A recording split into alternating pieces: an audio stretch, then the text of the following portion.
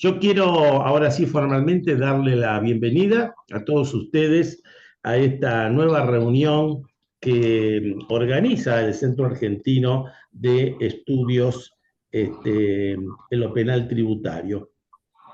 Y en este ciclo que hemos denominado las 20 cuestiones fundamentales del régimen penal tributario, hoy vamos a tocar un tema que es realmente muy importante, que son las cuantías en el régimen penal tributario.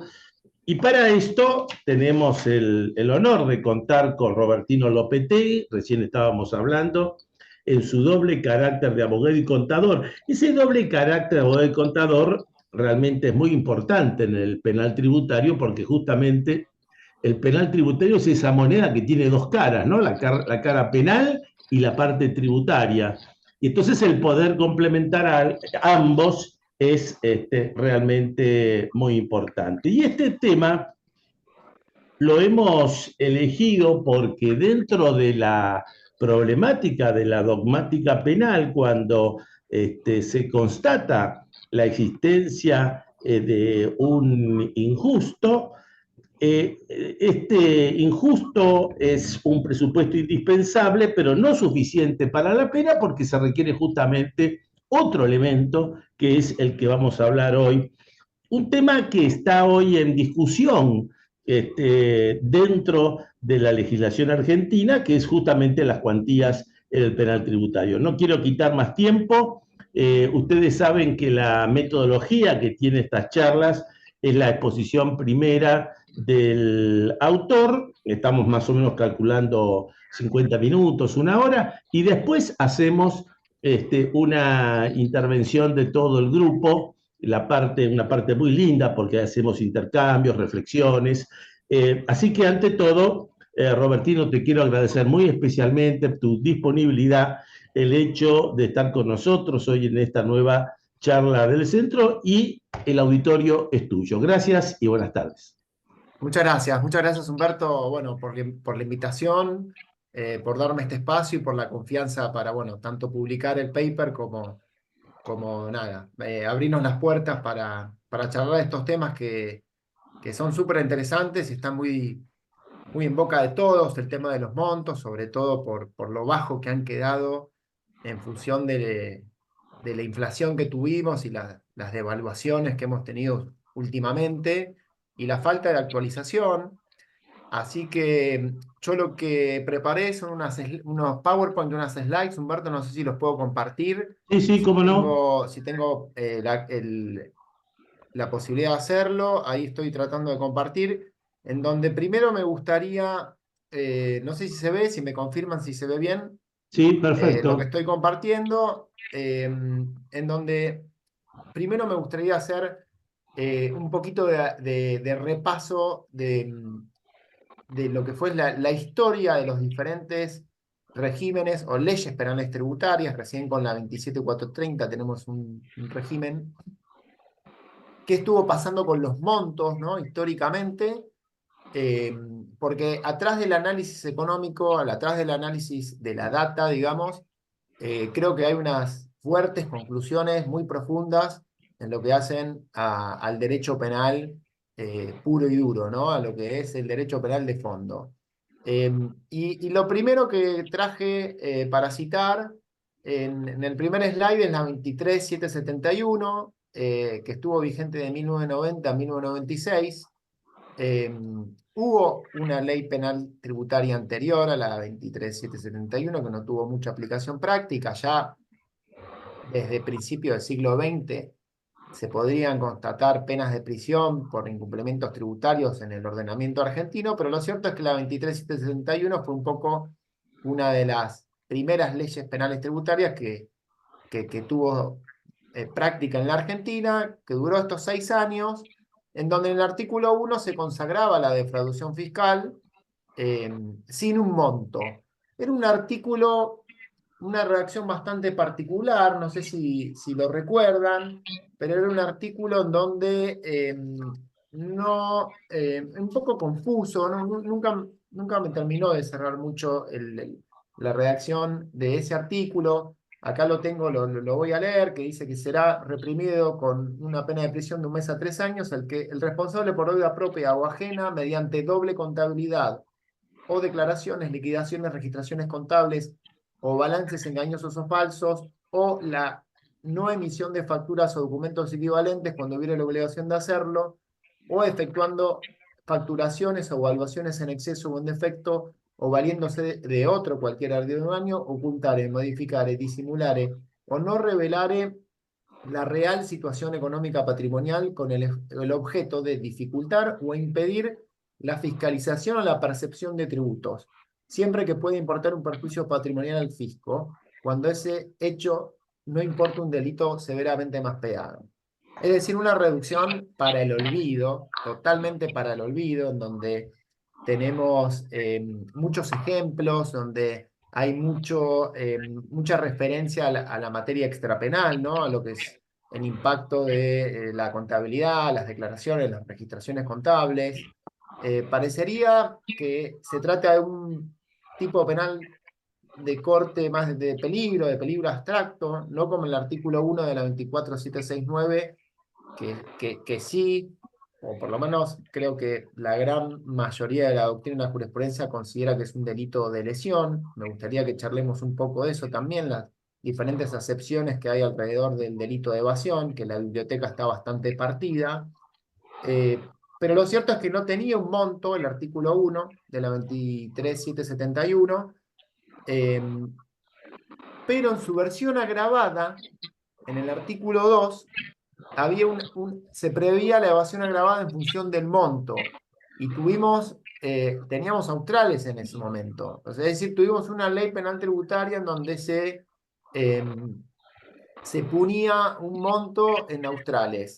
Ese era el inciso A. Y después en el inciso B contemplaba un régimen mixto en donde la evasión calificada tenía lugar en el caso en donde había un desvío del 40% con respecto a lo que sería la obligación tributaria idílica, y eso se combinaba con un monto mínimo de 500.000 australes. Es decir, era una especie de régimen mixto, y ya en el artículo 2, infine, de la 23771, que era la hipótesis de evasión agravada, se preveía una cláusula de actualización, en donde la misma 23771 decía que los montos establecidos en este artículo se van a actualizar mensualmente, conforme la variación que experimente el índice de precios mayorista a nivel general, que publique el INDEC tomando como la base diciembre del 89. Es decir, ya en esta ley 23771 ya se avisoraba, ¿no?, este problema de las actualizaciones y la necesidad de ir ayornando los montos a lo que era la economía. La 24769, la recordada e histórica Ley Penal Tributaria del 96, tuvo una vigencia del 96, en realidad no es hasta el 2011, acá en el PowerPoint pongo 2011 porque fue la 26735 que aumenta los umbrales, pero estuvo vigente hasta la 27430 que la derogó. La derogó e instauró un nuevo régimen penal tributario. Pero la referencia de los años del 96 al 2011 es el tiempo mediante el cual no se actualizó la suma de la evasión simple, en donde se estipuló en un primer momento en 100.000 pesos, que eran equivalentes a 100.000 dólares. Es decir, era el 1 a 1, plena convertibilidad. Ese fue el monto de la evasión simple, con una escala penal de 2 a 6 años y con la redacción típica que nos encontramos hoy en la 27430. Y en el caso de la hipótesis de la evasión agravada, y perdón que estoy yendo un poco rápido con respecto a lo que es el análisis, me gustaría primero analizar, como decía, la data, los números, y después entrar de lleno a un análisis más profundo de un poco el tipo penal, si son elementos del tipo condiciones objetivas de punibilidad, ley penal más benigna, etc. Pero si nos atenemos a los números, con la evasión agravada tenemos una regla de 10 tantos, ¿no?, con respecto a la evasión simple. sería 1.000.000 de pesos, será 1.000.000 de dólares en ese momento. La escala penal de elevación agravada son 3 años y 6 meses a 9 años, es decir, una escala penal alta, porque esto se computa por tributo y por ejercicio anual, si uno la compara con otros delitos de corte patrimonial, como por ejemplo, no sé, una estafa, un 172, un 302 del Código Penal, es decir, las contraórdenes ilegales en los pagos de cheques, que también son delitos, tiene escalas mucho menores a las de la evasión agravada y a esto se le suma que, por ejemplo, si un contribuyente emplea facturas APOC para recortar su base imponible, lo van a ajustar por IVA, ganancias y salidas no documentadas. Salidas documentadas podremos ver si aplica o no aplica, pero tenemos, en teoría, tendríamos 3 impuestos en donde los 3 concursarían realmente entre sí, entonces estamos hablando de mínimos y altos, mínimos y máximos muy altos. Después, ¿qué pasó? En el 2011 se publica la 26.735, en donde aumentan los montos de 100.000 a 400.000 pesos. Pero ¿qué pasó? Los 400.000 pesos del 2011 no representaron, o no representaban los históricos 100.000 dólares de la 24769 original. Ya el legislador se quedó corto, digamos, es decir, a un tipo de cambio de 4,92, esos 400.000 pesos representaban 80.000 dólares. Así que ya ahí empezamos a ver cómo empieza a bajar el umbral si lo medimos con respecto a lo que es la moneda dólar, ¿no? También en la 26.735 es el momento en el que se extiende eh, la protección del bien jurídico hacia las haciendas públicas locales, hacia los tributos locales. Y en la evasión agravada se mantiene la regla de 10 tantos, en donde se estipula un monto de 4 millones de pesos, equivalentes a 800.000 dólares.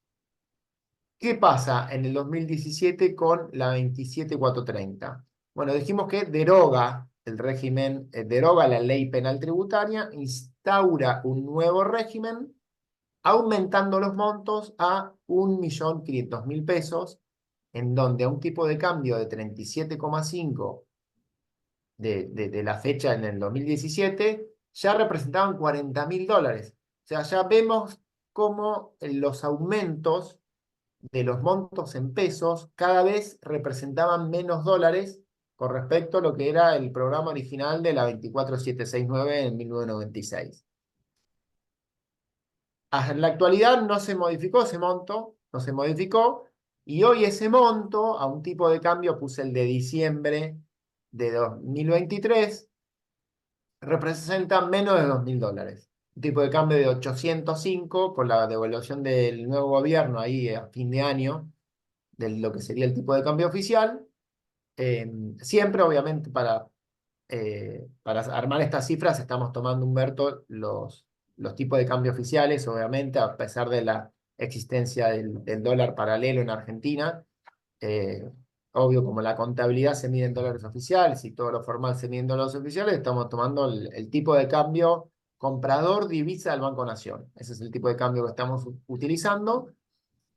Así que quedamos con un monto actual muy bajo, irrisorio, ridículo, eh, para lo que sería tanto la evasión simple como la agravada. También se mantiene la regla de 10 tantos de lo que es la hipótesis agravada por el monto, ¿no? Porque el artículo 2 del régimen penal tributario establece 4 hipótesis para considerar una evasión calificada.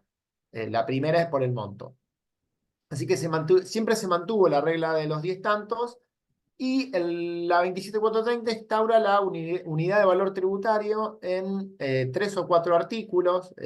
Son pocos artículos, son 5 artículos, en donde, donde se establece la necesidad de actualización, sobre todo para lo que es la criminalización de infracciones tributarias a lo largo del tiempo, digamos, para que no pierda valor, pero se convirtió en letra muerta porque nunca se implementó esto. Del 2017 a hoy nunca se implementó. Es por eso que hay algunas opiniones doctrinarias que abrogan por la inconstitucionalidad de los montos de la ley penal tributaria, por configurarse la hipótesis de omisión de reglamentación por parte del Poder Ejecutivo al implementar las VTs. Bueno, esto fue un poco un raconto rapidito de qué fue lo que pasó con los números. Eh, Hay 14 delitos en el régimen penal tributario que tienen monto. Hay un par más de delitos que algunos no tienen monto, los vamos a hacer más adelante, como por ejemplo la asociación ilícita fiscal, el artículo 15, que es una bomba de lo que es el derecho penal, un delito de peligro abstracto, un delito complicado, un delito de mínimos altos y un delito que no se puede extinguir tan fácilmente como la evasión, por ejemplo, que tiene el artículo 16, puede gozar de la extinción por pago. Es un delito que no tiene monto, la asociación ilícita fiscal.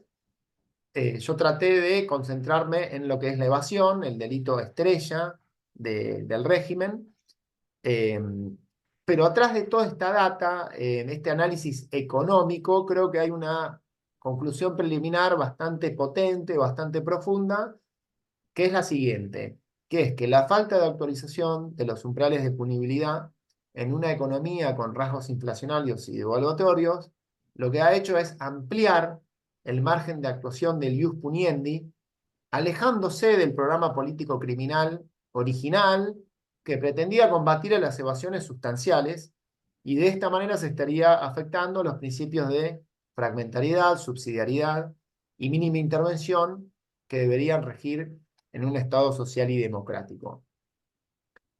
Y por supuesto todo esto tiene relación con lo que es el principio de lesividad y la bagatela, y un poco la hipótesis que nos formulamos o la pregunta a resolver es, bueno, pero ¿cuánto dinero es necesario evadir para que una defraudación sea relevante? Y ahí tenemos diferentes teorías, si la evasión se puede medir en un monto fijo, si se puede medir en unidades VTs, de unidades de valor tributario. En otras legislaciones vamos a ver, sobre todo en América del Sur, en general el delito fiscal se mide con estos montos variables que fija el Ministerio de Economía o el Banco Central, como las VTs, equivalentes a las VTs en otros países. O también hay otras posturas en donde consideran que tampoco es necesario eh, que el delito de evasión prevé un monto mínimo. Por ejemplo, en Estados Unidos y en Alemania, la evasión fiscal no tiene montos y no podemos decir que esos países son menos efectivos combatiendo la evasión fiscal que nosotros. Efectivamente, no creo que lo sean, sobre todo en Estados Unidos. Entonces, todo esto también se relaciona con el bien jurídico tutelado en la evasión fiscal, en donde obviamente, digamos, si no hay afectación al bien jurídico tutelado, no tendríamos delito o estaríamos en un terreno de conductas bagatelares, como lo llaman en derecho penal, en donde, bueno, hay diferentes posiciones respecto a qué es lo que se entiende como bien jurídico tutelado en el régimen penal tributario o particularmente en el delito de evasión fiscal, porque al contener diferentes delitos en el régimen penal tributario, yo creo que este régimen tiene diferentes bienes jurídicos tutelados. Por un lado, está el relacionado eh, con la percepción de las arcas del Estado, que son los delitos de resultado lesivo. Después tenemos delitos vinculados a los recursos de la Seguridad Social, y como así también tenemos delitos más de corte de peligro abstracto, como puede ser la adulteración dolosa de controladores fiscales o la asociación ilícita fiscal. Pero si nos atenemos a la evasión, la posición mayoritaria se inclinó por sostener que es la hacienda pública en sentido dinámico, que básicamente sería una especie de el cash flow de ingresos y egresos del Estado para sostener la vida pública, digamos, que se opone a quizás lo que sería la versión estática del bien jurídico, que hace más a una referencia a algo más patrimonial, ¿no? Digamos, al patrimonio del Estado. La hacienda pública en sentido dinámico hace esa noción más dinámica de cash flow, de lo que entra y lo que sale en un momento determinado, que es un poco la postura o las modernas tendencias de derecho penal económico, en donde, por ejemplo, en España sabemos que en el delito de estafa se está empezando a poner esta impronta más de este bien jurídico, un bien jurídico tutelado dinámico, ¿no? En donde lo que se afecta es la posibilidad de disponer del dinero en ese determinado momento. Eh, También hay, por supuesto, tres o cuatro otras posiciones. La verdad que en la jurisprudencia, Humberto, hemos visto de todo, digamos, sobre todo porque tenemos tribunales federales, digamos, como el derecho penal tributario se nutre de diferentes eh, eh, provincias, tribunales federales, hay fallos de casación, hay fallos de penal económico, hay tantos intérpretes dando vueltas que hemos visto de todo en la jurisprudencia en general. Cuando se habla de bien jurídico tutelado, se tiende a limitar, ¿no? La actuación del Estado y del ius puniendi sobre los contribuyentes. Yo creo que en Argentina, si se me permite una visión crítica, en lo que es delito de evasión, se ha justificado la actuación del ius puniendi a través del bien jurídico, en donde se ha dicho de todo que además de la hacienda pública en sentido dinámico, en sentido estático, también es el orden socioeconómico, lo que sería un poco más el bien jurídico tutelado que se le asigna al delito de lavado de activos, que las facultades de verificación y fiscalización del fisco, que quizá tiene, que se emparenta más con lo que sería un artículo 40 de la 11C83, que es la sanción de clausura. Desde mi opinión, yo creo que es un delito pluriofensivo, la evasión, puse entre comillas, que se ataca a la base imponible, porque desde mi concepción de lo que es la evasión fiscal, eh, la evasión fiscal es básicamente alterar dolosamente algún aspecto de la obligación tributaria.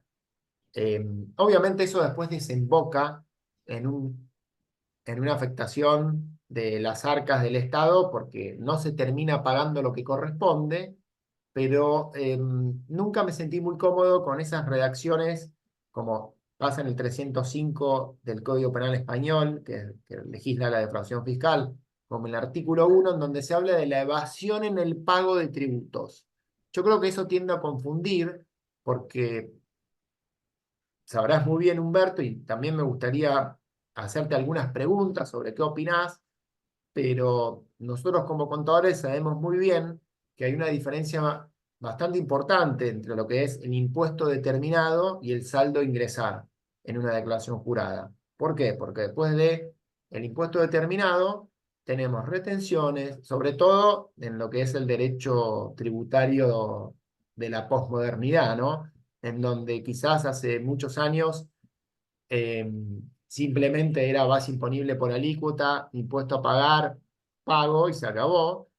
¿Qué pasó? En los últimos años se estructuró toda una matriz de regímenes de percepción y de retención de diferentes impuestos nacionales, provinciales, en donde pagos a cuenta, créditos a favor, por ejemplo, el impuesto al cheque que se puede tomar contra ganancias, etcétera, etcétera, donde uno liquida el impuesto, llega al impuesto determinado y después pasan un montón de cosas para llegar al SAM de ingresar. Pasan retenciones, percepciones, pagos a cuenta, etcétera. Entonces, em, yo creo que todo ese terreno en donde post impuesto determinado no es el terreno del artículo 1, sino que es el terreno de la simulación dolosa de cancelación de obligaciones, lo que es una simulación dolosa de pago. Porque, por ejemplo, inventar una retención trucha para pagar menos impuestos, yo creo que es un delito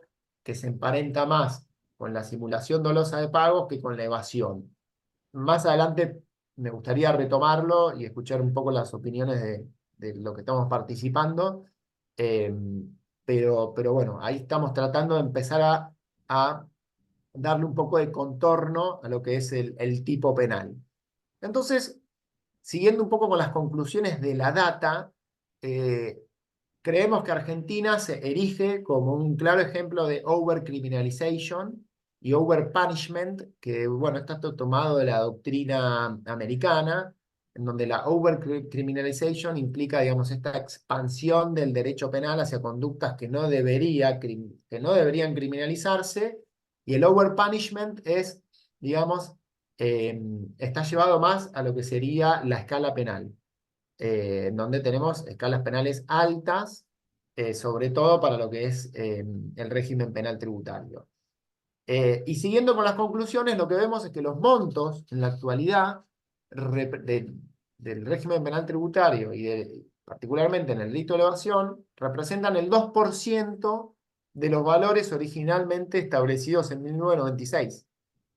Y las actuaciones han sido espaciosas, cada vez menos efectivas.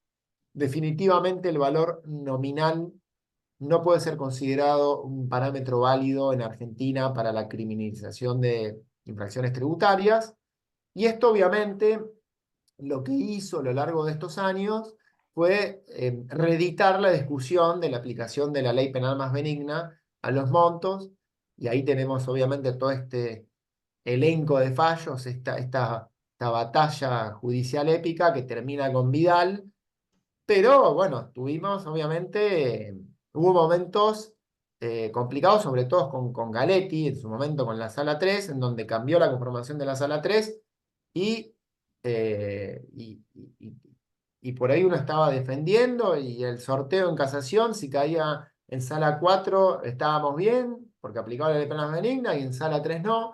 Así que fue un momento de mucha tensión que creo que se resolvió con Vidal.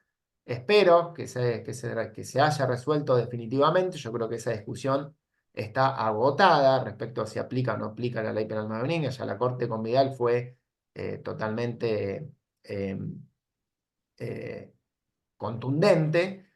Y acá tengo, bueno, otra diapositiva. Me gustaría, ya estoy por cerrar lo que sería el análisis de la data.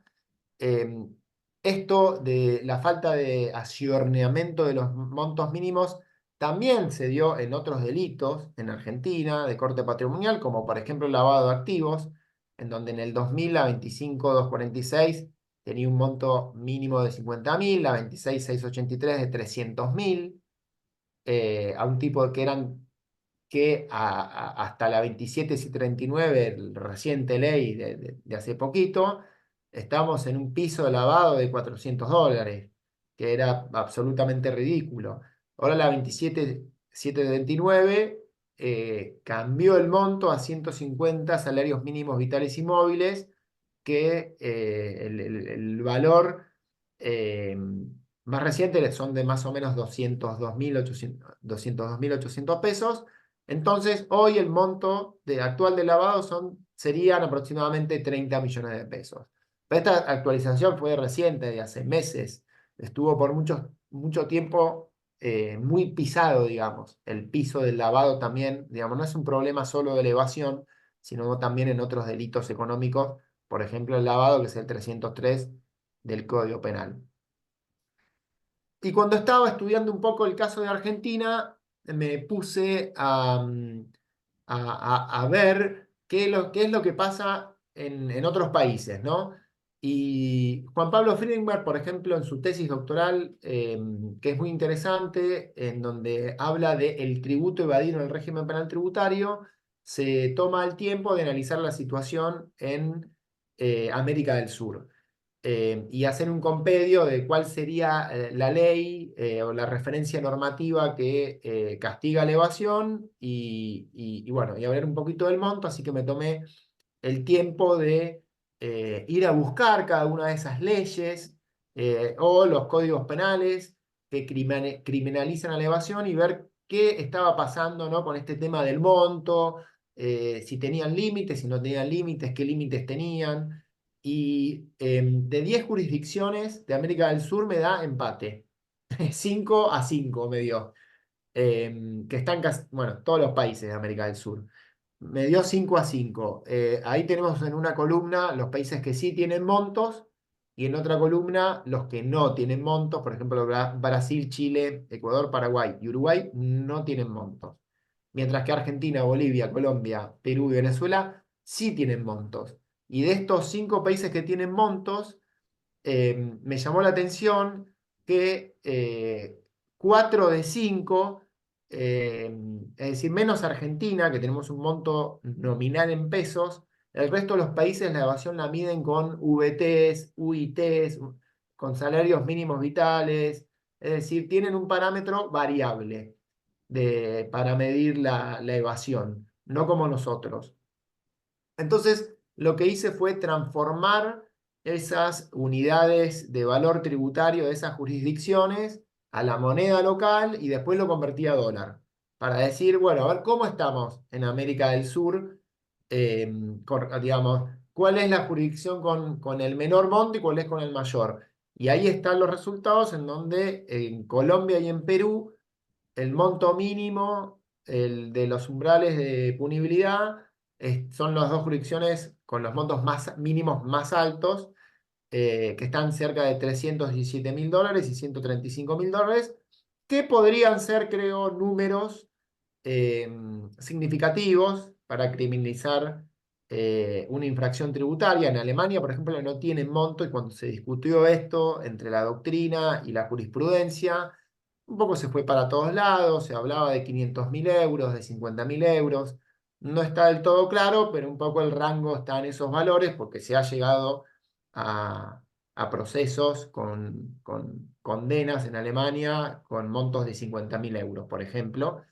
Pero yo creo que en Colombia y Perú esos montos creo que son razonables para decir tengo un límite eh, potable de criminalización de mi infracción tributaria. El de Bolivia creo que es más estándar y Argentina y Venezuela obviamente estamos por el piso. Si lo vemos, estamos por el piso. En el caso de España creo que son más o menos 300.000 euros, no recuerdo ahora, podríamos chequear el 305 del Código Penal, pero es un monto más alto. En Colombia habría que, perdón, en México habría que preguntarle a nuestro amigo Celorio Vega, Humberto, pero tengo entendido que también los montos están más cerca de los $200.000 de la evasión, 300.000 dólares. Pero acá vemos cómo Argentina y Venezuela están por el piso. Ojo que Venezuela también tiene un dólar paralelo. Entonces, bueno, Argentina también. Entonces, esto está todo medido en cifras oficiales. Pero lo cierto es que estamos, digamos, en el ranking, estamos bien abajo en Argentina, en lo que son los valores actuales de lo que sería, digamos, los montos. Así que, bueno, esto es un poco el análisis de la data, Humberto, con ya algunas conclusiones preliminares. Tengo otras diapositivas acá para charlar, que si quieren les adelanto los temas y si no, conversar o hacer algunas repreguntas con los que quieran. Pero lo Adelantalos, cierto, adelantalos, adelantalos bien, nomás, Bertino. bien, mira, los temas que tengo acá anotados, disparadores, son el tema de la inconstitucionalidad de los montos por la omisión de la reglamentación, si los montos constituyen elementos del tipo condiciones objetivas de punibilidad, que es una discusión histórica que se ha dado, que a mí me parece muy interesante, para muchos es una discusión baladí, para mí me parece una discusión importante. El tema de la ley penal más benigna, el tema de cómo se mide el monte evadido, desde lo que es la óptica del derecho penal tributario. Y bueno, y por último, ¿a cuánto deberían aumentar los montos? Que si quieren esto ya lo puedo subir y terminar con lo que es el análisis económico o el análisis de la data de los montos mínimos. Que bueno, o sea, la pregunta que nos hacemos, porque creo que todos podemos estar de acuerdo en decir que los montos del régimen penal tributario están por el piso. Digo, en eso estamos todos de acuerdo. Entonces, un poco con Sebastián nos preguntamos, bueno, pero ¿a cuánto deberían aumentar estos montos para ser razonables en la próxima reforma? Entonces, lo que hicimos fue tomar los montos de la 27.430 y arrastrar por inflación a hoy. Más o menos nos da un 2.700% de inflación. Números aproximados, obviamente. Entonces, si arrastramos por inflación, por ejemplo, la evasión simple nos daría 40 millones de pesos, que si hacemos al tipo de cambio oficial que tenemos hoy, también nos estaríamos quedando un poco cortos, como pasó con la 27.430, en lo que es, digamos, siempre con Sebastián lo que hicimos, Humberto, es pensar en ese norte de los $100.000 de elevación, que fue el programa original de la 24769. Entonces, creo que el norte que tenemos que tener nosotros, o los legisladores, cuando se encargan de la próxima reforma, es tomar como piso ese monto original. Por lo tanto, obviamente que si le corremos solamente la inflación a los montos, nos vamos a quedar cortos, pues también hubo devaluaciones, claramente. Esto es una mezcla de inflación con devaluación. No es solamente hay que ver la inflación. Entonces, un poco las cuentas nos dan que habría que duplicar el monto que uno le corre la inflación, habría que duplicarlo y teniendo más o menos 80 millones de pesos de evasión simple, estaríamos ya equiparando lo que sería el programa político criminal de 1996 con la 2469. Esto para la evasión simple. Entonces también con Sebastián dijimos, bueno, pero veamos un poco qué es lo que pasa con todo el catálogo represivo del régimen. Y bueno, y ahí vemos un poco los números en donde tenemos la evasión agravada por el monto con la regla de 10 tantos histórica que siempre se mantuvo, por interposición de personas, por utilización fraudulenta de beneficios fiscales y de facturas APOC. Fíjense que coincide el monto de la utilización de facturas APOC con el de la evasión simple. Eso siempre a mí me llamó la atención, porque solamente el hecho de usar facturas APOC ya me convierte en agravada, pero no por el monto, por usar facturas APOC. También la jurisprudencia acá hubo discusiones respecto a cómo se tiene que entender si es una sola factura POC o con que tener una y que el monto te dé, si aplica o no el régimen penal tributario. Después tenemos, fíjense, en cuanto a los montos, no superan el 1,5 millones, bueno, salvo la evasión calificada. Después tenemos los aprovechamientos indebidos de subsidios, es 1,5 millones.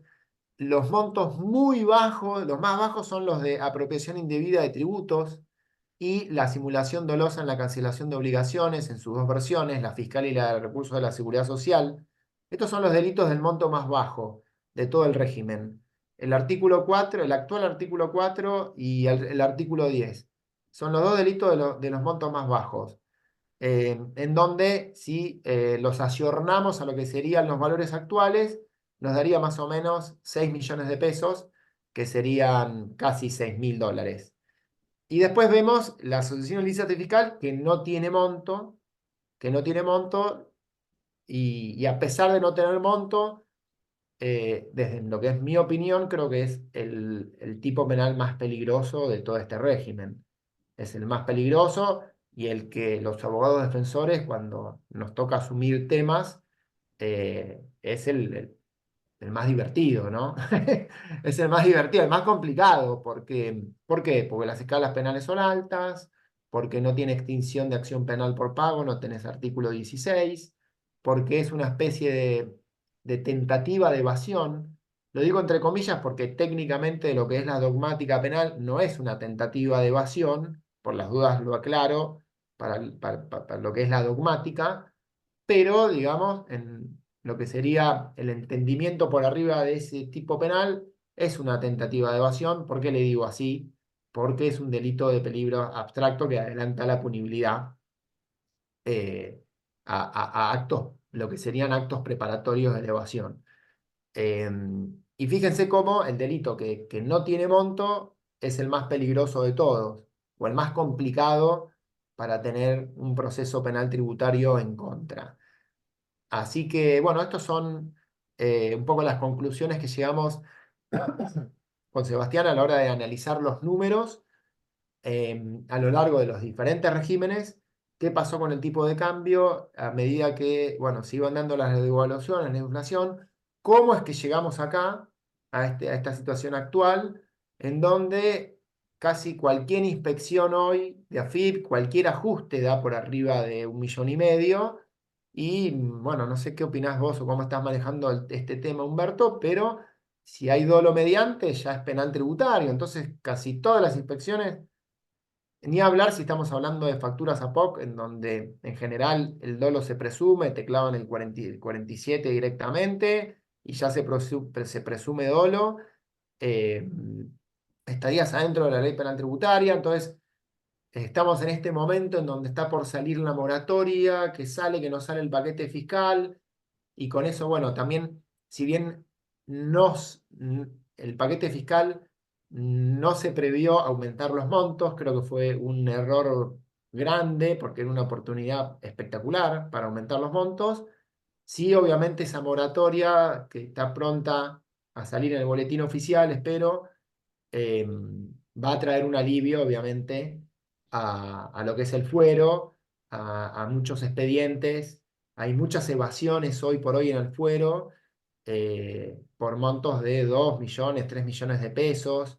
Por ejemplo, un caso que estoy trabajando, de una evasión de salidas no documentadas por 3 millones de pesos, un monto muy chico, en donde cuando sale la moratoria, esto está en vías de regularización en un plan de pago, que cuando salga la moratoria se va a reconvertir en moratoria, en un solo pago para extinguir la acción penal, para no suspender y tener que esperar a los pagos, se reconvierte en un pago y se extingue. Y fíjense que Penal Económico de esto ha tomado nota y, por ejemplo, hace algunos meses nos dictaron una falta de mérito en una indagatoria, y que obviamente una falta de mérito que tiene olor a moratoria. Pidieron algunas medidas de prueba, el Juzgado Penal Económico pidió unas medidas de prueba sobre algunas testimoniales de la empresa, alguna pericial contable, eh, pero esa resolución tiene olor a moratoria porque obviamente los juzgados saben que con la próxima moratoria hay muchas causas que se van a resolver o que probablemente se resuelvan, y esto desagote un poco el fuero, por lo menos desagote las causas de montos bajos, que claramente no son evasiones sustanciales y que claramente no merece la intervención de la justicia, como por ejemplo, te comentaba Humberto, en un caso de salidas no documentadas por 3 millones de pesos. La verdad, yo creo que no merece la justicia penal económica estar interviniendo en esos temas, sino que debería estar atrás de mega evasiones, mega contrabandos, sino otro tipo de maniobras más sustanciales, porque si no, me parece que es un dispendio de recursos eh, absoluto. Pero bueno, si bien los montos en el corto plazo parecería que no van a aumentar, la moratoria, lo que hacen las amnistías fiscales es aliviar eh, el fuero, sobre todo, bueno, penal económico, en los juegos federales del interior, en donde tenemos estas causas rezagadas por montos ridículos que no tienen sentido que la justicia penal intervenga. Así que, bueno, no sé, Humberto, si querés que hable de alguna diapositiva en particular, no sé cómo estamos de tiempo. Sí, A no, mí, muy bien, Robertino. Ante todo, agradecerte la claridad de esta exposición, de los cuales surgen una serie de temas que me parece que sí ahora podemos hacer una discusión genérica. He anotado algunos temas como para volver a analizarlos. El muy primero bien. estaría vinculado, yo diría, y quizás apuntando a alguna futura modificación en la legislación argentina, a si el régimen penal tributario tendría que tener o no los pisos de punibilidad. Me parece que yo empezaría por ahí la discusión. Vos bien, Robertino, ha señalado que hay algunos países como Alemania, como Estados Unidos, más Ujú. los de América del Sur, que han tomado un criterio de no fijar ningún piso de punibilidad. En el caso de fijar esos pisos de punibilidad, me parece que habría otra cuestión a analizar. Si debería ser un monto fijo para eso, con las debidas actualizaciones, o tener un sistema complejo como en su momento vos recordaste tuvimos nosotros en nuestro sistema penal tributario. Por ejemplo, en el caso de España, ese piso es de 120.000 euros, pero si pasamos a Italia, por ejemplo, Italia tiene un monto menor, casi la mitad, 77.000 euros, pero a Sí. su vez lo combina con el 5, tiene que superar el 5% de los activos declarados en las declaraciones juradas. Y si no se alcanza ese monto, el fijo pasa a ser mayor, que es el doble del anterior, o sea, sería 154.000. Con esto quiero decir, me parece que la primera discusión que tendríamos que tener hoy, pisos de punibilidad sí, pisos de punibilidad no, y en el caso que concluyamos que sí, cómo debería ser si en base a un sistema como hoy lo tenemos con un monto fijo o de alguna forma más complejo, porque también tenemos que apuntar que desde el punto de vista de la razonabilidad, un valor fijo tampoco es sumamente razonable, porque obviamente la situación de las empresas grandes, la situación de las empresas chicas es absolutamente distinto y desde ese punto de vista no sería razonable. Desde mi punto de vista, yo realmente participo de tener pisos de punibilidad, más cuando en la legislación argentina los tipos penales y los tipos contravencionales son prácticamente una norma espejo. Nosotros hemos Ujú. tenido modificaciones legales donde en primer lugar fue la evasión, después fue la apropiación de impuestos, la apropiación de seguridad social, y últimamente las últimas que existían, donde están prácticamente espejados los tipos penales y contravencionales. Y entonces, al no existir una distinción ontológica entre lo que es el delito y la que es la contravención, el elemento disparador que los distingue es justamente el piso de punibilidad. Me parece que, por ejemplo, en el caso de nuestro país, Ujú. yo creo que es lógico mantener el piso de punibilidad. Pero esto me gustaría un poco Muy bien. discutirlo. Pero además, vuelvo sobre eso. Más allá del efecto inflacionario, que vamos a ver ahora qué cuestionamientos está haciendo la jurisprudencia, pero más allá de eso, el tema sería ese monto mínimo debidamente adecuado a la inflación o algún sistema mixto con algún porcentaje. No sé cuál es tu opinión Sí. al respecto, Robertino. Sí, sí, muy buena lectura. Humberto, yo coincido con vos en el sentido de que creo que hay que poner un piso en el tipo penal para deslindar lo que es la infracción del delito, porque sabemos que la jurisprudencia de la Corte muy bien ha dicho que no hay diferencias ontológicas entre lo que es un artículo 46 y la evasión fiscal, sino Sí. solamente el monto. Entonces, yo creo que organiza tener un monto. Primero, y también por un tema de principio de legalidad y de transparencia para con el contribuyente, porque sabiendo que un monto, a partir de tal monto, estás en el terreno de la evasión, puede estimular a que haya gente que diga, bueno, em, hago algo por abajo de ese umbral y que me quedo en el terreno de la infracción. El problema que tenemos en Argentina es la inflación y la devaluación, o sea, lo ideal para mantener un monto fijo es un sistema estable. Al no tener un sistema estable, no nos va a quedar otra que eh, atarlo a una unidad variable, como en su momento se pensó con la VT, pero que bueno, que fue letra muerta, por lo cual yo creo que no nos queda otra que atarnos a un valor variable, porque la hipótesis de no legislar con montos, Humberto, me parece que abre la puerta para muchas interpretaciones jurisprudenciales, en donde va a ser muy difícil definir cuánto eh, tiene que ser el monto evadido para que la evasión sea sustancial. Y cuando también a las empresas o a los contribuyentes le ponemos un porcentaje de evasión, por ejemplo, el 40%, si se va de más del 40% de la obligación tributaria idílica, eso siempre es en comparación con el propio contribuyente, ¿no? Entonces, por ahí ¿cómo diferenciamos de las evasiones de los clientes grandes de las pymes? Una pyme, si evade más del 40%, está en terreno de penal tributario y por ahí esos son $2.000. Entonces se te activa el tipo penal. Entonces creo que ahí veo el problema de poner un porcentaje sobre tanto los activos o sobre la facturación, como es el sistema de Italia, o la facturación o los ingresos de una empresa, porque siempre lo vas a tener que medir contra los ingresos o los activos de esa propia empresa.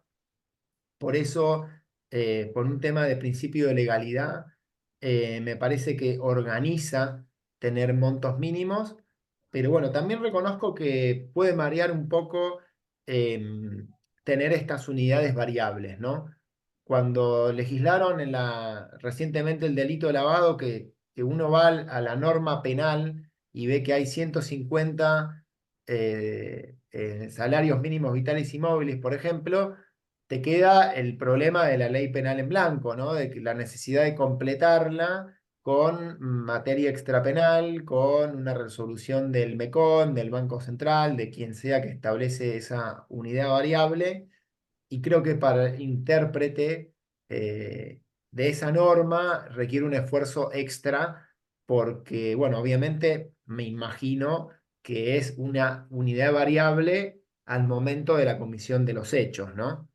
Hay que ver al momento de la comisión de los hechos. Pero bueno, creo que ahí sí coincidimos en que organiza mucho el hecho de tener una cuantía mínima. Bueno, lo ideal sería tener estabilidad y que sea un importe fijo, pero me parece que Argentina, por cómo estamos, vamos a tener que recurrir a implementar las VTs, básicamente. Perfecto. Respecto de ese tema, quiero pasar al segundo aspecto de repaso de estos temas, que Muy es bien. ante el deterioro de estos valores, que vos lo has señalado perfectamente en números, y cómo se ha ido perdiendo la importancia relativa, por lo menos medido en dólares, ¿cuál es la reacción de la jurisprudencia? Eh, yo diría, en primer lugar, se ha planteado una situación vinculada a el tema de la VT, de la 27430, donde recordamos que ahí la 27430 establece la VT, establece cuáles son los elementos que se van a actualizar, que no solamente es la ley penal tributaria, son las multas fijas que tiene la ley de procedimiento, o importes que tiene las leyes de IVA o que tiene las leyes de impuesto a las ganancias, y donde se ha establecido que el Poder Ejecutivo tenía que llevar un proyecto en un plazo determinado. Esto, bueno, empezó a dar vuelta, nunca lo concretó, pero hay una tesis que fueron armando los defensores de los contribuyentes que han planteado en el sentido que en realidad el monto de la actualización, la VT, ya está establecido por la ley, con lo Ujú, cual esa segunda ley, diríamos, entre comillas, segunda ley, que es la que no existe, ujú. sería una norma de tipo reglamentario, dado que todos los elementos están fijados en la primera, no falta ningún elemento. Entonces, desde este Correcto. punto de vista y aplicando la conocida doctrina de la Corte, que ha dicho que cuando existe un derecho que se ha otorgado a un contribuyente o a un ciudadano, la falta de reglamentación no implica no aplicar ese derecho. Y entonces, desde este punto de vista, ya algunas defensas están señalando que en realidad correspondería y sería obligación del juez hacer Ujú, esa actualización en función a la VT. Bueno, las primeras sentencias que conocemos de la Cámara de Apelaciones en lo Penal Económico tuvieron una respuesta negativa ante ujú. esto, porque dice que en realidad, bueno, esto dependía de una ley, la ley no existe y el juez no tiene la posibilidad de meterse a discutir este tema, que es propio del poder legislativo.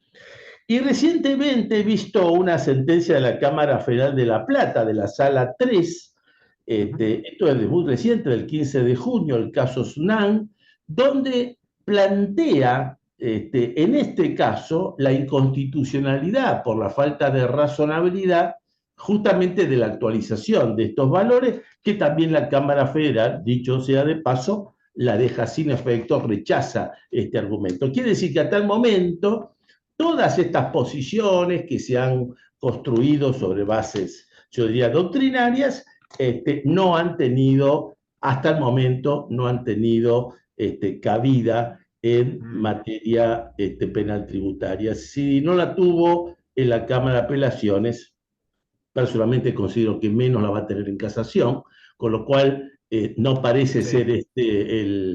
el camino. No sé cuál es tu opinión al respecto, Robertino. Bien, bien, muy bien, Humberto. No tenía conocimiento de este fallo de La Plata, súper reciente, así que te felicito por estar siempre en tema, Humberto. Pero sí, yo creo que el planteo es brillante y desde un punto de vista jurídico tiene mucho asidero, o sea, creo que hay mucha tela para cortar, hay doctrina, hay jurisprudencia, se puede hacer una elaboración jurídica interesante de la inconstitucionalidad de los montos. Por la omisión reglamentaria, obviamente, yo creo que esto también se puede sazonar con el análisis económico de los montos, esto que estuvimos charlando. Yo creo que esa mezcla puede dar un producto jurídico razonable, pero en lo que es un poco más mi experiencia práctica, Humberto, me parece que en la instrucción son planteos que en instrucción no van a prosperar, probablemente no prosperan. Yo creo que ahí los jueces en eso son pragmáticos y por ahí saben que no te dan, digamos, ese planteo, pero que vas a salir por moratoria. Creo que creo que en la práctica termina sucediendo eso. Quizá creo que es un planteo que veo más chances de que prospere en el marco de un juicio, con la instrucción ya obviamente clausurada y el expediente elevado a juicio. Creo que ahí un juez de un tribunal oral puede mirar con otros ojos ese planteo. En instrucción, la verdad que lo veo muy complicado. Que tengamos en algún momento alguna jurisprudencia a favor, si bien esto los jueces lo pueden declarar de oficio porque es la jurisprudencia de la Corte, la verdad que lo veo complicado que suceda, o veo muy complicado que haya algún fallo que se incline en este sentido, sería un leading case, sobre todo porque va a abrir la canilla, digamos, que a veces eso es lo que sucede con los leading cases, ¿no? Que un poco abre la canilla para futuros planteos. Yo creo que ahí en la justicia esa canilla por ese planteo la va a mantener cerrada eh, y creo que los contribuyentes van a tener que salirse del proceso penal tributario por otras vías, eh, como por ejemplo la moratoria o la ley penal más benigna o la bala de plata o la suspensión del juicio a prueba, que un poco son las salidas que los contribuyentes que tienen procesos penales tributarios echan mano, ¿no? A pesar de que creo que hay muchísimos planteos que se pueden hacer en la instrucción, excepciones de faltas de acción, defensas de fondo, en donde se puede hablar de un montonazo de cosas, como por ejemplo este tema de la inconstitucionalidad, se puede revisar mucho el tema de los montos, atipicidades por bagatelas, por conductas bagatelares. En mi experiencia, cuando trabajo una causa penal tributaria, también noto que a veces hay muchos montos circulando en la causa, ¿no? Está el monto de la querella, el monto del fiscal, el monto de la defensa, y por ahí estamos hablando de 300.000 pesos de diferencia que hace que estés por abajo del 1,5 millones, digo un ejemplo, ¿no? Exactamente, exactamente. Y a veces en las causas conviven diferentes montos por las diferentes interpretaciones respecto a lo que debe considerarse lo que es el monto evadido, ¿no? Entonces, creo que hay un montón de Y fíjate planteos. ahí, Robertino, fíjate ahí Sí, justamente respecto de ese tema, lo interesante que, como vos bien decías, las distintas líneas jurisprudenciales, cómo en algunos casos en la instrucción no te dan cabida, por ejemplo, Exacto. a una perilla contable, no te dan cabida a poder discutir ese valor, que dice que eso es propio del juicio, ¿no? Y otros sí lo Correcto, hacen, ¿no? Cuando justamente correcto. este es el elemento para poder llegar a determinar el valor, ¿no? Bueno, en tercer lugar, Totalmente. quería referirme a lo siguiente, un aspecto que lo trataste que me pareció muy interesante, que sería un aspecto vinculado a si es de aplicación esa fórmula que nosotros conocemos perfectamente, la ley de procedimiento, para la base de lo que sería el impuesto evadido entre lo que es la determinación tributaria y la liquidación tributaria. Muchas veces yo digo, estos Sí, dos términos son utilizados como sinónimos, que son totalmente distintos, porque la determinación tributaria apunta a la obtención del mínimo no imponible, de la base imponible y del impuesto determinado con la alícuota o con la escala progresiva, con lo que sea, pero la liquidación tributaria es totalmente distinta porque arranca de ahí y entonces empiezan a jugar los pagos a cuenta, retenciones, percepciones, saldos a favor, anticipos, etcétera, etcétera, etcétera. Y yo coincido contigo, este es un tema que hubo alguna jurisprudencia que lo ha discutido, coincido totalmente contigo porque desde mi punto de vista la evasión está vinculado a la determinación tributaria, o sea, ese primer elemento, y el segundo está vinculado a la simulación dolosa de cancelación de obligaciones, porque justamente ese es el caso. Cuando un contribuyente aplica retenciones o percepciones apócrifas, determina saldos a favor, después lo compensa para cancelar otra obligación tributaria, y estamos ante ese tipo penal de la simulación dolosa, y esto es totalmente distinto, es otro tipo penal distinto de la evasión. Acá en este punto coincido, pero hay alguna jurisprudencia que no interpreta exactamente así. Como me sorprendió ver una reciente jurisprudencia al analizar el tipo penal de evasión, que lo tipificaba como un delito de resultado, pero que incorporó un requisito, realmente no sé dónde está escrito, que implica la disponibilidad financiera del contribuyente. Y como el contribuyente probó que no tenía disponibilidad financiera, dice que no había evasión fiscal. Esto fue rápidamente revocado por la Cámara, pero es una sentencia Claro, que quedó dando vuelta en primera instancia. Pero me parece que este tercer elemento que vos has señalado es muy interesante. Y el cuarto elemento, que también lo has bueno, anunciado, que me parece un tema realmente relevante, esto de si estamos desde el punto de vista de la naturaleza de la cuantía, si estamos ante un elemento del tipo penal o ante una condición objetiva de punibilidad, en un tema, yo diría, de muy difícil resolución, porque generalmente cuando vemos estos casos, nosotros recurrimos a nuestra madre de España para ver cómo fue la situación que se ha dado en España. Y en España nos encontramos con penalistas de la talla de Bajo Fernández, por ejemplo, que se enrola en los elementos del tipo penal, y la mayoría correcto. de los penalistas en la condición objetiva de punibilidad. Acá me refiero a Muñoz Conde, a Pedro Arroyo, a Arroyo Zapatero y hasta nuestro nacionalista Ferré Oribe, todos Sí, enrolados en la otra, que es la condición objetiva de punibilidad. Cuando recordemos las resoluciones, la sentencia del Superior Tribunal Español, realmente es una cosa, lo más parecido a la Argentina, ¿no? Porque hay algunos que se enrolaron en los elementos del tipo penal, otra jurisprudencia se enroló en la condición objetiva de punibilidad, y hasta detecté una tercera jurisprudencia que está enrolado en el sentido ecléctico, o sea que puede ser uno o puede ser otro. Esto lo comento porque me parece que desnuda la dificultad que tiene este tema. Cuando nosotros pasamos a la legislación argentina, bueno, nos damos cuenta que la legislación argentina toma el criterio de la condición objetiva de punibilidad, lo dice expresamente, Ujú. si bien lo dice para impuestos locales, esto es Sí, importante señalarlo, lo dice para impuestos locales, pero la doctrina ha cuestionado esto porque dice que aún en ese caso, cuando es el propio legislador que lo define, no implica directamente que esa sea la solución adecuada.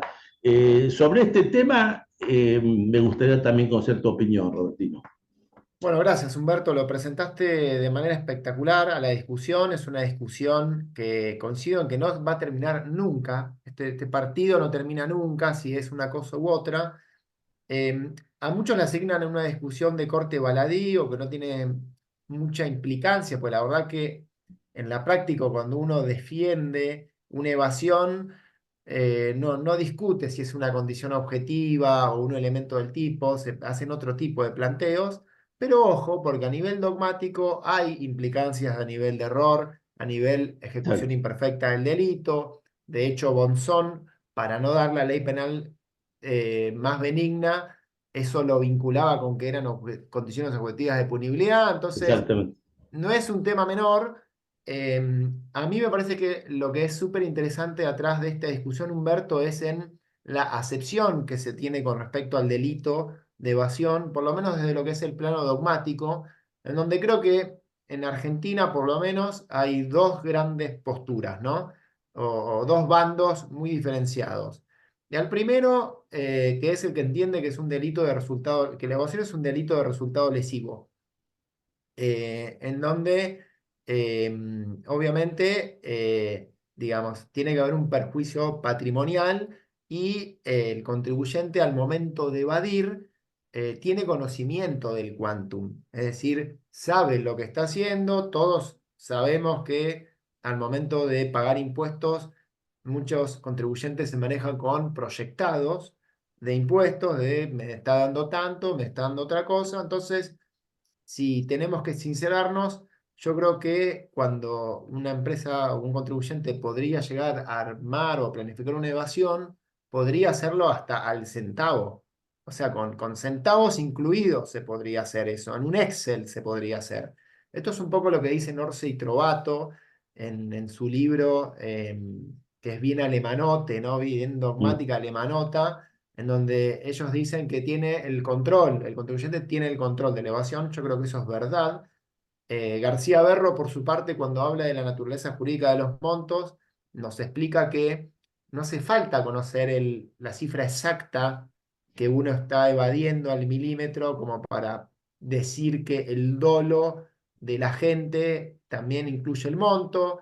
Em, Básicamente creo que ahí está la diferencia con la condición objetiva de punibilidad, en donde si los montos están incluidos adentro del tipo penal y el agente tiene que conocerlos, o si están por afuera, está sometido a esta cosa, a este cajón desastre que le llaman los penalistas, que son las condiciones objetivas de punibilidad, en donde si superás, estás adentro y si no, estás afuera, que es un poco más la teoría, yo te diría, de Alejandro Catania. Creo que la desarrolla muy bien, en donde él tiene una acepción de elevación fiscal como un delito de corte omisivo.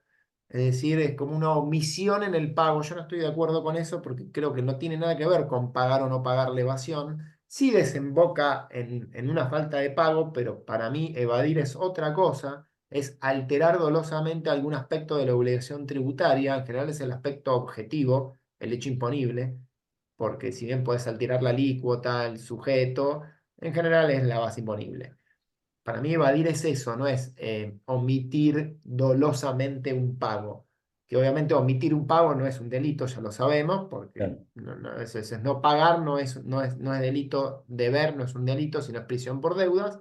Entonces, Alejandro Catania creo que hace una muy buena elaboración respecto a lo que es esta interpretación de la evasión fiscal como un delito de corte omisivo, en donde eso creo que se ensambla con la posición de las condiciones objetivas de punibilidad, mientras que mi caso, Humberto, en donde abrogo por la interpretación que la evasión es un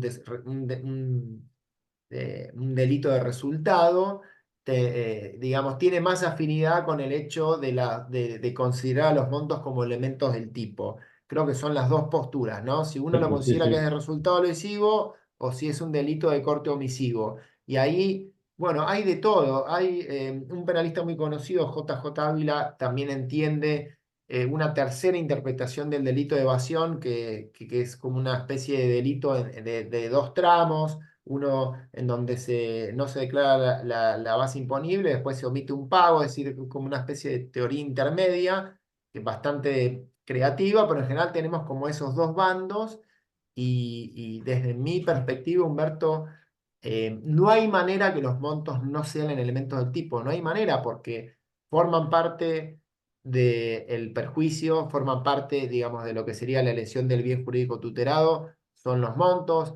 No hay, esto lo pienso más quizá como contador a la hora de liquidar impuestos, digo, no hay, digamos, los contribuyentes no se dirigen hacia evasiones azarosas y de repente dicen, ay, ¿cuánto evadí? No sé. En general, esto es planificado y hasta exacto. se puede conocer al centavo. Entonces, me parece muy difícil sostener la Muy, posición de que el dolo del sujeto activo no conozca los montos. Me parece muy claro, no, muy no, claro, no, no, Robertino. no me entra en la cabeza eso, pero Quiero, bueno. gracias, quiero los últimos dos puntos y ya pasamos al tema en común, que sería si es posible en materia de evasión aplicar el principio de bagatela.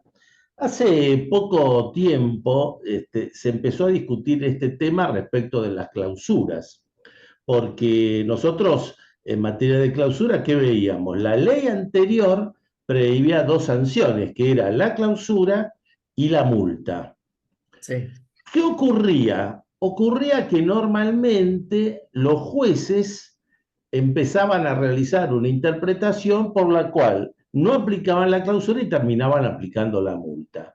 La legislación de la ley 27430, propuesta por la FIP, dijeron, bueno, ¿cuál es la forma de salir de este problema? Eliminar la multa y decir que era la clausura de manera de no permitirle al juez, porque no había ninguna posibilidad de no aplicarla, con lo cual tenía que aplicarla en todos los casos. Bueno, la jurisprudencia tampoco es muy proclive a la aplicación, y he visto alguna jurisprudencia encontrada respecto de la bagatela o no. Recuerdo un caso que se resolvió recientemente de un caso de un contribuyente de un bar que habían dos personas tomado dos cafés, el valor de hoy, no sé, sí, debe ser 6.000 pesos, una cosa sí, por el estilo, de ese momento era muy inferior, y como no le entregaron la factura, se dispuso la clausura por dos cafés. Bueno, sí.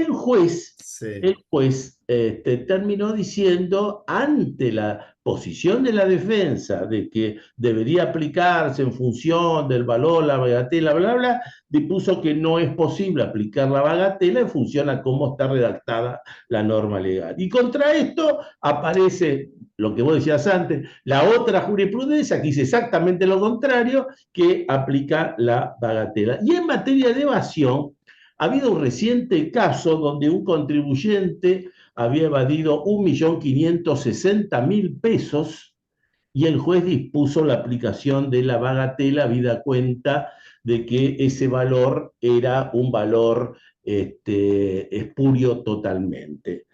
La bagatela, ¿es posible aplicarlo o no en la evasión, Robertino? Sí, 100%, 100%, Humberto. Me parece que es un principio de derecho penal que no hace falta que esté incluido Ya. positivamente, digo, en la ley para que sea aplicable por parte de los jueces. Me parece que es un principio que se desprende de las máximas que deben regir en cualquier estado social y democrático y parte de la teoría general del derecho penal que rige en nuestro país. Eh, por lo tanto, creo que es 100% aplicable no solo al régimen penal tributario, sino a cualquier tipo de delito económico.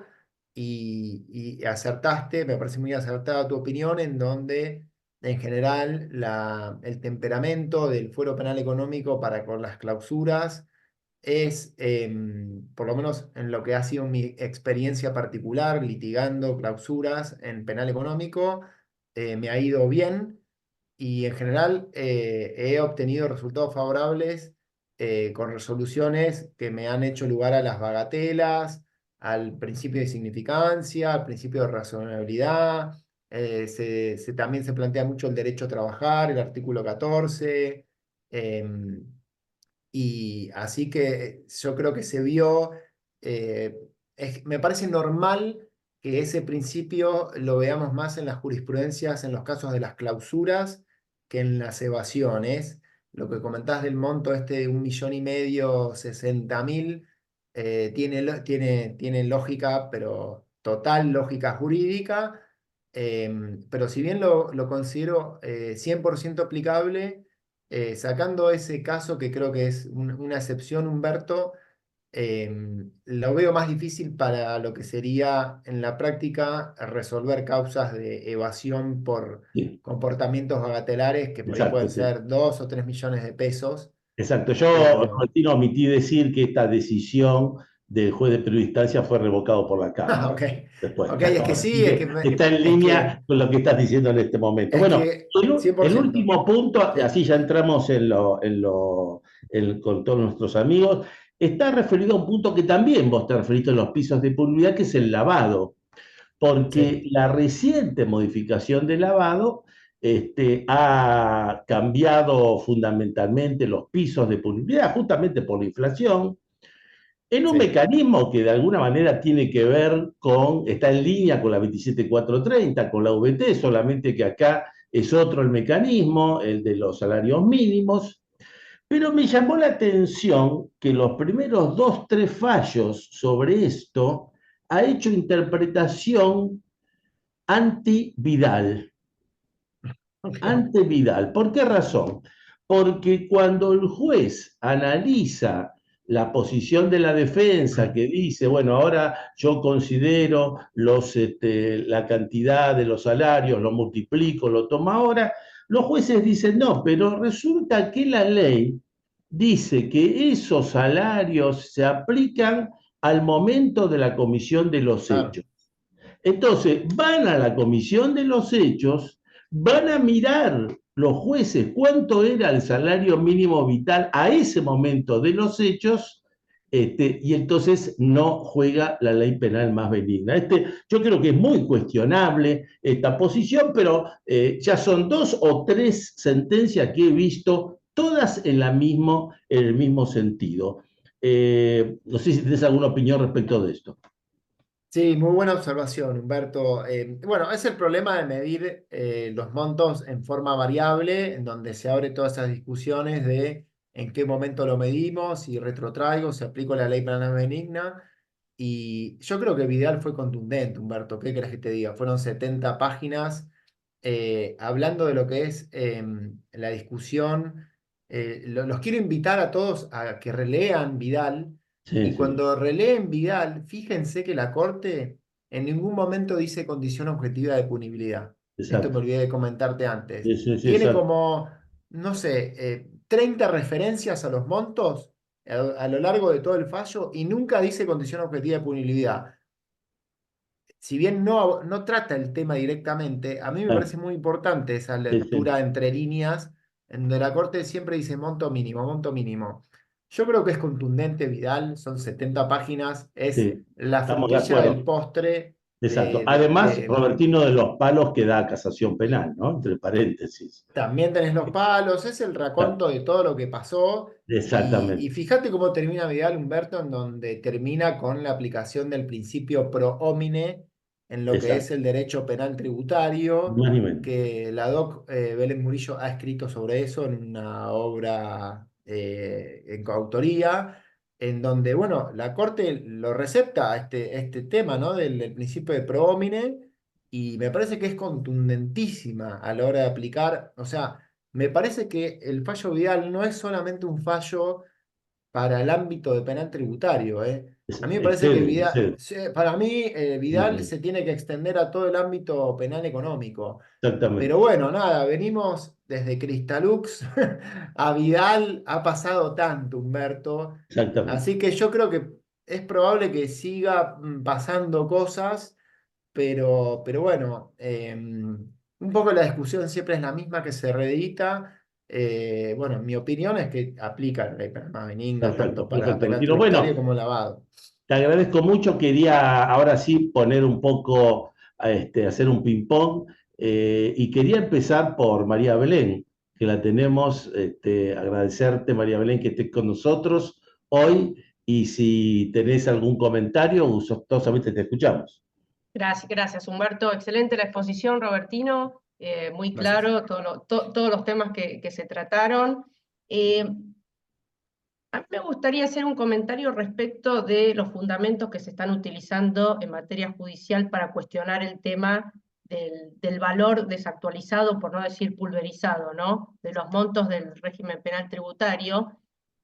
Yo lo que veo es que con respecto al argumento de plantear la inconstitucionalidad por falta de reglamentación, o sea, coincido plenamente en que va a ser muy difícil que los jueces lo tomen, por la simple y sencilla razón, que ustedes lo señalaron también, de que ese vendría a ser un planteo en abstracto, con lo cual, en la medida que un juez lo tome o que una cámara lo tome, o sea, caen absolutamente todos los casos de evasión posteriores a la 27430, ¿no? O sea, caen en la medida que el resto de los jueces lo tomen, ¿no?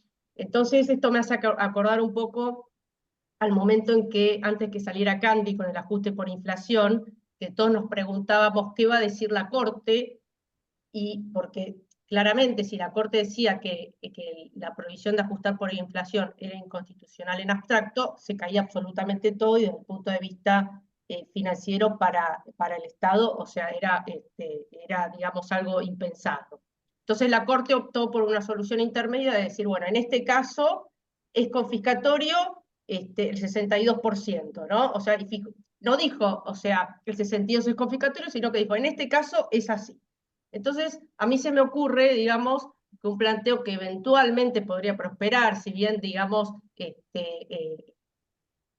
digamos con no muy altas chances en función de lo que ya viene diciendo la jurisprudencia, es más el otro planteo, es decir, no hay lesividad, ¿no? O sea, considerando un poco, digamos, cómo fue la historia de los montos y como bien explicaba Robertino, que en el año 96, 97, o sea, el monto mínimo de incriminación era de $100.000, y hoy estamos en 1.800, o si tomamos al dólar oficial de hoy, creo que estamos en Mm. 1.500.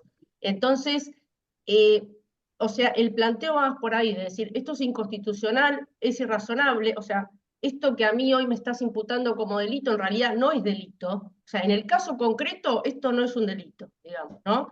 Básicamente porque no hay lesividad. Y en subsidio plantearía la bagatela, ¿no? Pero para mí directamente no hay lesividad, o sea, no es un delito.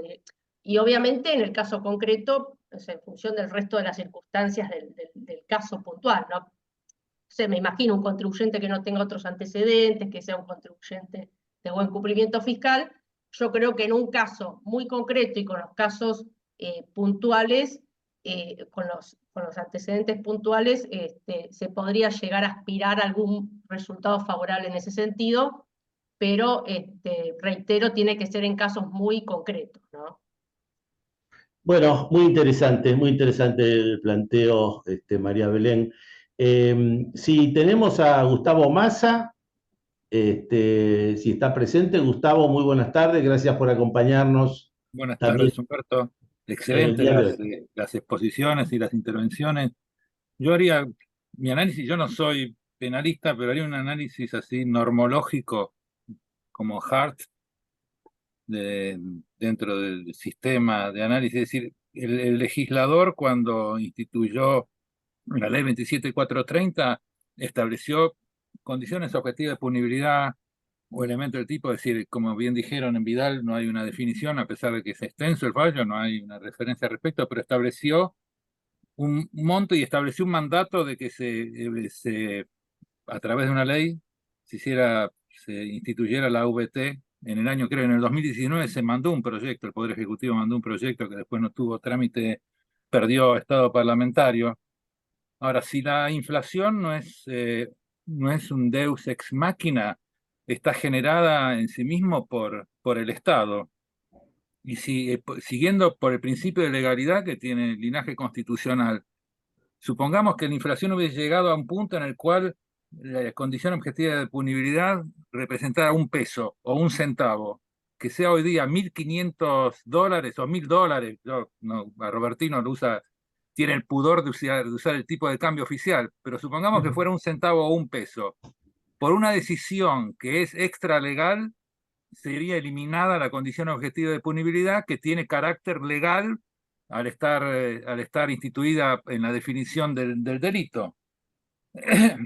De manera tal que la no actualización viola el principio de legalidad, porque la voluntad del legislador fue claramente que hubiera una condición objetiva de punibilidad con un determinado monto, y también la decisión del legislador fue que ese monto fuera actualizado de una manera que se fijara oportunamente por el Congreso. Ahora, como vos bien dijiste, hay fallos de la Corte que dicen que la omisión por parte del Estado de reglamentar un derecho que está consagrado, me acuerdo en materia tributaria, en el caso de FM Comercial, con las sesiones de créditos fiscales, dijo que no podía ser un impedimento, un obstante, para que ese derecho fuera garantizado. De manera tal que, siguiendo ese criterio, si la no actualización implica larvadamente la violación del principio de legalidad, hoy día estas conductas deberían considerarse desincriminadas, independientemente del monto efectivo en que incurra la evasión, 60 millones, 800 millones, 1.000 pesos. Es decir, se hace que es iconoclasta, es heterodoxo, pero si no, se dejaría en manos del Poder Ejecutivo la facultad de conculcar la voluntad del legislador de establecer una condición objetiva de punibilidad. Y esa condición objetiva de punibilidad en la ley 27430 está integrada con una ley que precisamente debería actualizarlo. Entonces esa omisión hace que hoy día no haya una condición objetiva de punibilidad operativa, y por lo tanto el juez no puede aplicar otra pauta de actualización, porque no es legislador, y aparte violaría el principio de legalidad. Si dice, bueno, señores, voy a tomar el índice de precios al consumidor, voy a tomar el índice de precios mayorista a nivel general, no lo puede hacer, para actualizar esos montos. Entonces no hay monto, es decir, es inconstitucional hoy día el monto, el monto no actualizado, por un factor que está generado por el mismo Estado, que es la inflación. Supongamos que fuera como en la República de Weimar y, ya digo, será un centavo. No existiría más la condición objetiva de punibilidad allende la voluntad del legislador, y eso viola el principio de legalidad, es constitucional. Ya sé que no la va a aceptar ningún juez, ¿no? Pero me sorprende que no sea así. Bueno, muy interesante el planteo, Gustavo, efectivamente. Bueno, seguimos con la ronda. Sebastián, que además Sebastián tuvo que ver también con esta presentación, ¿no? Porque como bien lo ha dicho Robertino, estuvo participando en la elaboración de los Power y demás. Pero te escuchamos, Sebastián. Sí. Bueno, primero, obviamente, muy buena exposición, también buenas las intervenciones. Yo voy a comentar un poco también respecto del último tema que nombraron, que respecta a los activos y la actualización del monto mínimo a partir del cual es punible penalmente, fuera de que por debajo aplicaría todo lo que es multas, que también fueron aumentadas las proporciones. También respecto del fallo Vidal, en cuanto a la ley penal más benigna, todo lo que es con la modificación mediante la ley 27739, que es la que se promulgó en marzo, la que se sancionó en marzo, lo que trae consigo es justamente lo que comentó hoy Humberto respecto de cómo afecta a la ley penal más benigna en cuanto a los montos y su retroactividad, principalmente respecto de cuál es el monto que vamos a aplicar al momento de comisión o no del delito. Y bueno, también en mi opinión, y respecto del artículo también que fue publicado con Robertino, creo que es un tema principalmente a seguir, principalmente también por cómo puede esto afectar a todos los expedientes, digamos, a todas las cosas que se encuentran actualmente activas en cuanto a evasión principalmente, porque el fallo Vidal principalmente lo respeta en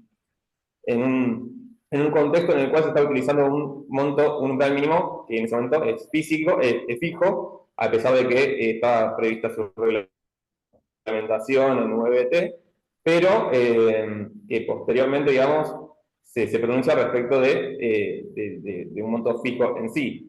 Por otra parte, digamos, toda la doctrina, la jurisprudencia actual, que por ejemplo nombró Humberto, ya está fijándose respecto de un monto que está previsto en unidades fijas, es decir, por ejemplo, en este caso, como es el salario mínimo vital y móvil. Entonces, digamos, a pesar de que el fallo Vidal es contundente respecto de la doctrina que deja para los casos futuros, hay que también tener en cuenta que lo realiza en base a un contexto distinto en cuanto a el delito de evasión fiscal, que estaba con un monto fijo, y en contraposición a lo que fue los casos que fue nombrado recientemente, que están dispuestos en una unidad de medida fija, como es el salario mínimo vital y móvil. Entonces también hay que ver, hay que seguir, digamos, principalmente cómo es que va a seguir fallando la jurisprudencia en todo lo que respecta al lado de activos y con los nuevos umbrales mínimos fijados en una unidad fija, para poder también después ver de qué manera se podría aplicar en el régimen penal tributario.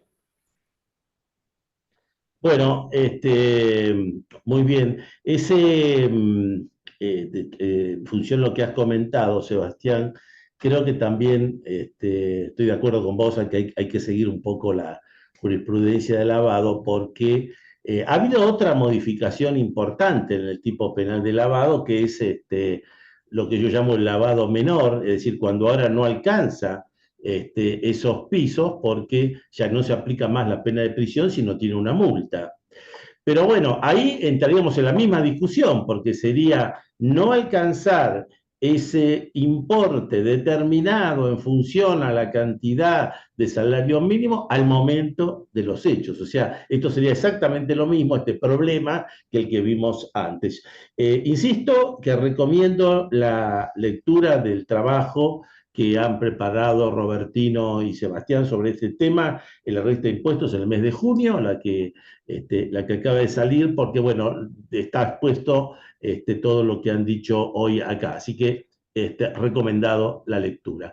También lo tenemos a Carlos Yascayer, nuestro representante desde Tucumán. Carlos, muy buenas tardes. Bueno, buenas tardes o casi buenas noches para todos. Felicitaciones, Robertino, por la exposición. Y la verdad es que al margen de lo que se dijo de la ley penal tributaria, y vos, Humberto, podrás corroborar lo que yo digo, el grave problema que tenemos en casi todas las leyes tributarias es que se fijan importes, valga la redundancia, fijos en pesos que al día siguiente de la fijación ya quedan en desuso. Tenemos inflación, como bien se dijo, tenemos devaluación y tenemos un montón de otros índices que también perjudican, como el caso, por ejemplo, del régimen de retención de impuestos a las ganancias. La RG 830 no se actualiza hace 20 años. O tenemos en el impuesto a la ganancia un importe para deducir los intereses hipotecarios de 20.000 pesos anuales, que hoy es prácticamente decir, no tengo ninguna deducción. Y es una falla grave que adolece toda la legislación tributaria que se refiere a monto.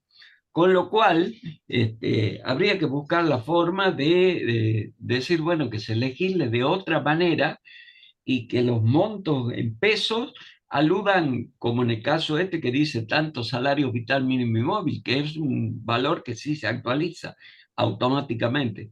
O no sé si es legalmente posible decir, bueno, tantos dólares, al cambio de la fecha que se produce la comisión del delito o lo que fuera. Pero la verdad que es confiscatorio todo lo que se legisle en función de un monto fijo en peso, lamentablemente. Sí, efectivamente es así y el tema es aún más grave porque tenemos casos donde la norma legal estableció la actualización anual y con la actualización anual tampoco alcanza, porque de un mes al otro ya estábamos ante, ahora bueno, bajaron un poco, pero ante porcentajes muy grandes, un poco la problemática impuesto a la ganancia, ¿no? Así que obviamente la inflación genera un problema de gravedad. Alberto Baldo, muy buenas tardes, ¿cómo estás? Buenas tardes a todos. Muy buena la exposición. Realmente, cuando uno ve todo junto así, no deja de sorprenderse en esta Argentina con justamente el tema de la inflación y todo lo que vamos atravesando a lo largo del tiempo. Ya que estamos, les quiero decir a Robertino y a Sebastián que no sea la última oportunidad que escriban para la revista. Los esperamos en cuanto tengan oportunidad de escribir algo para la revista, bienvenido sea. Por supuesto, Pero gracias, Alberto. respecto de la temática de hoy, bueno, ustedes prácticamente han dicho todo. Yo el único aporte que puedo hacer es un poco mirar la realidad. Y la realidad dice que nadie se está preocupando por la ley de procedimiento ni por la ley penal tributaria. Con lo cual, vos hablaste Robertino, hablaste de la moratoria. La moratoria es un paliativo para el día de hoy, o para lo que pasó hacia atrás. El problema es que al día siguiente de la moratoria se van a empezar a acumular otra vez, porque con la desactualización que tienen los montos, evidentemente el fisco prácticamente va a ir a agarrar a los kioscos también y aplicarle la ley penal tributaria. Entonces me parece que acá, si tenemos la suerte de que en algún momento se preocupen por actualizar todo esto, incluso lo que recién decían de los distintos montos que están en las leyes de impuestos, bueno, acá hay que tomar conciencia de establecer un sistema que permita que esto no retroceda y sí avancemos. Yo creo que fundamentalmente es el aporte que yo puedo dejar, pero que no tengo solución, porque no veo un futuro preocupado por estos temas. Lo acabamos de ver, estamos todavía discutiendo 6 meses un paquete fiscal, sin una referencia a que esto pueda ser visto o modificado en el futuro. ¿Qué tiempo tenemos por delante para que esto se pueda arreglar? Lamentablemente yo soy pesimista, pero es la realidad. Gracias. Bueno, gracias, Beto. Efectivamente, yo diría que la experiencia que hemos tenido con el Congreso en lo que hace a la ley bases y el paquete fiscal, bueno, está demostrando el problema que tenemos. Imagínense cuando el día de mañana se trate en el Congreso la modificación del sistema tributario y de las normas, porque la verdad que este paquete no es un paquete impositivo, esto es una sumatoria de normas, ¿no? Pero cuando se trate la reforma integral que requiere el país para que el país pueda salir adelante, para la producción, para la inversión, para el pleno empleo, donde ahí está las modificaciones de fondo que se requiere en el sistema tributario. Bueno, ahí no quiero pensar lo que puede pasar en el Congreso, ¿no? Tuvimos la posibilidad de seguir las sesiones de diputados y el Senado, la verdad que es lamentable las cosas que uno tiene que escuchar, es lamentable. Así que desde ese punto de vista, bueno, me parece que es cierto lo que estás comentando, Alberto, con este paquete y lo que puede pasar el día de mañana. Bueno, nos hemos excedido de hoy, pero la verdad que estuvo muy interesante, tanto la presentación de Robertino como la intervención de todos ustedes, las distintas ponencias. Así que un agradecimiento muy especial a todos, en especial, lógicamente, a Robertino por su disponibilidad, por la claridad con la que pudo exponer el tema, y a todos ustedes por haber participado en esta nueva reunión, invitándolos para las próximas reuniones del centro. Gracias a todos y hasta cualquier momentito.